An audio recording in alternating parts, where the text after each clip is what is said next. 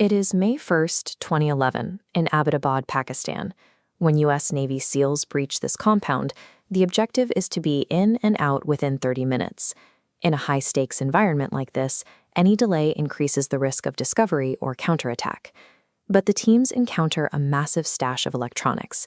They deviate from the extraction plan to gather as many computers and hard drives as possible, prioritizing the intelligence over an immediate departure. They recovered 3 terabytes of data, encompassing roughly 97,000 files. Processing this volume of information required years of work from the CIA and researchers like Dr. Nellie Lahoud, who led a team of native Arabic speakers to translate the internal documents. Along with the death of the al-Qaeda leader, the raid resulted in the capture of the organization's entire internal correspondence. Following the 9/11 attacks, American foreign policy operated on the belief that al-Qaeda was a highly coordinated and expanding global network. When major attacks occurred, such as the 2004 Madrid train bombings or the 2005 London bombings, official reports and public perception attributed them directly to bin Laden's command.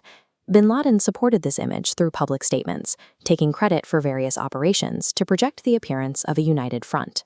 The recovered files show a different reality, revealing a wide gap between how the world perceived al-Qaeda and the actual state of the organization.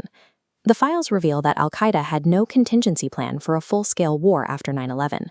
They expected the United States to respond with limited airstrikes rather than a ground invasion.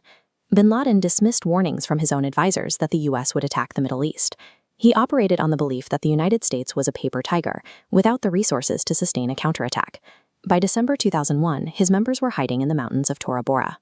They lacked access to drinking water and faced constant American bombing in sub-freezing temperatures. During this period, bin Laden wrote a will in which he apologized to his children for neglecting them and advised them not to join al-Qaeda. The strategy intended to force the U.S. to withdraw from the region instead led to the collapse of al-Qaeda's primary base of operations. Between 2004 and 2011, bin Laden remained in hiding without internet access, effectively cutting himself off from the world. To communicate, he used a closed circle. SIM cards were handed between couriers who never met bin Laden directly. This system was secure but slow. At one point, he didn't communicate for 3 years, leaving him completely blind to his organization's activities.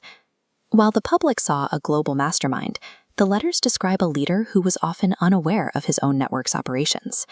Bin Laden's background in business administration heavily influenced his management style. He attempted to micromanage affiliate groups, treating al-Qaeda like a struggling corporation. He grew frustrated with regional groups that ignored his orders to attack the U.S., focusing instead on local targets that resulted in many Muslim casualties. This internal tension led to a split with a rogue offshoot that stopped responding to his letters. This group would go on to become ISIS. The memos show the most wanted man in the world asking his affiliates to commit fewer attacks, fearing that local violence was damaging the group's public image.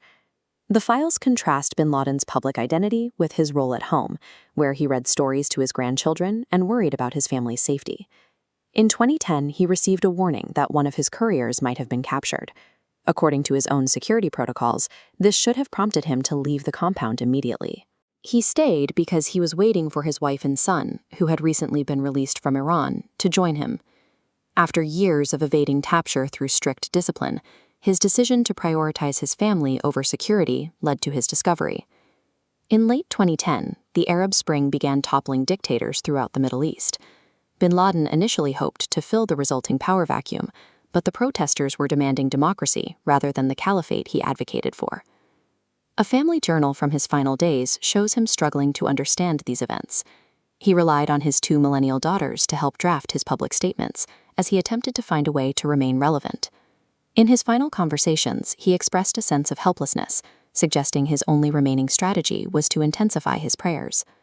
The files show that by the time the CIA reached the compound, bin Laden had already become an isolated observer, sidelined by a world that had moved past his influence.